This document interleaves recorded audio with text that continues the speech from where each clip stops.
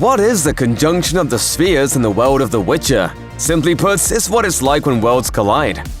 Geralt of Rivia goes up against a number of bloodthirsty monsters throughout the dangerous world of Netflix's The Witcher, and these encounters give many episodes a horrific flair. As if that wasn't enough, there's the fact that whenever Ciri screams, she unleashes other terrifying monsters from inside the Black Monoliths scattered around the continent.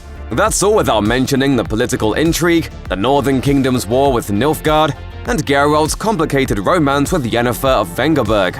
Season 2 deepens the lore behind the continent, as Yennefer, Fringilla, and Francesca are all wrapped in a dark conspiracy to resurrect a malevolent demon called Varloth Mare. The show also briefly touches on why the continent is crammed with humans, elves, dwarves, and monsters. For this history, it calls back to an event long ago in the timeline, called the Conjunction of the Spheres.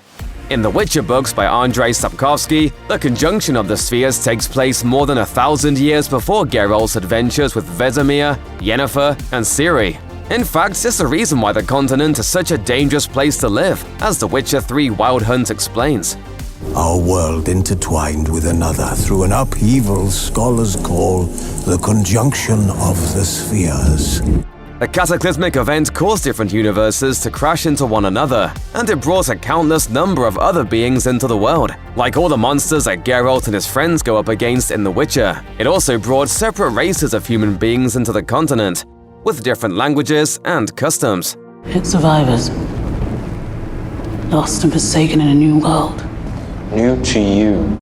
Monsters and humans weren't the only things that come through the Conjunction of the Spheres, though. The disaster also brought magic and chaos into the continent. Eventually, humans realized they could tap into the mysterious force to cast spells, which is how the Brotherhood of Sorcerers got started. Humans also decided to stake their claim on this new world for themselves, and surprised the elves with their savagery. As a bit of lore text from the games recounts, looking for a place in the world, humans took up arms against the elder races, who were unable to withstand the barbarians and ultimately surrendered. This is how humans came to rule the world. A second conjunction briefly happens in The Witcher 3 The Wild Hunt. It once again brings new creatures into the world, and even causes the elves to leave the continent in search of a new realm to call home. Because the Conjunction of the Spheres is such a pivotal event in the history of the continent, Netflix is diving into that era with a spin-off series called The Witcher Blood Origin.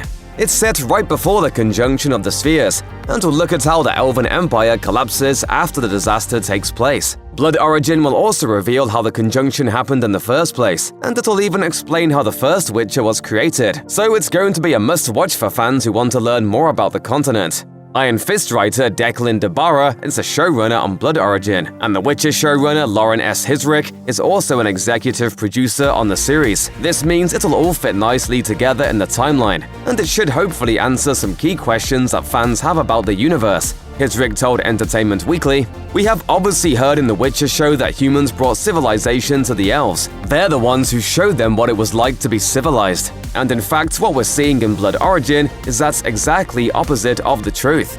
Netflix has amassed an impressive cast for Blood Origin, including Crouching Tiger, Hidden Dragon, and Everything Everywhere All at Once star Michelle Yeoh in a lead role. Luckily, there isn't long to wait, since Blood Origin arrives on Christmas Day 2022.